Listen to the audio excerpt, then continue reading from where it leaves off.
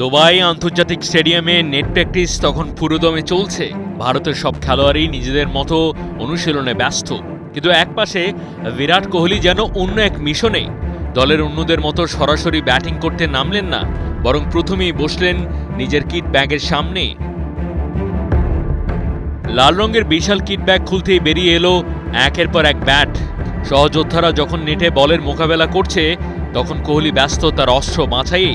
এক একটা ব্যাট হাতে নিচ্ছেন, ওজন মেপে দেখছেন, হাতের গ্রিপ ঠিকঠাক মিলিয়ে নিচ্ছেন, একটু দোলাচাল করছেন, বাতাসে দোলাচ্ছেন, যেন অনুভব করতে চাইছেন কোনটা হবে তার হাতিয়ার।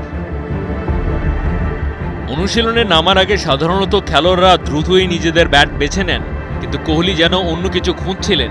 একটা পর একটা ব্যাট হাতে নিয়ে আবার নামিয়ে রাখছিলেন, কখনো নিজের হাতের মাপের সঙ্গে ব্যাটের হ্যান্ডেল মিলিয়ে দেখছিলেন, কখনো বা ব্যাটের ব্লেডে আঙুল ঠেকিয়ে পরীক্ষা করছিলেন কাঠের গুণগত মান।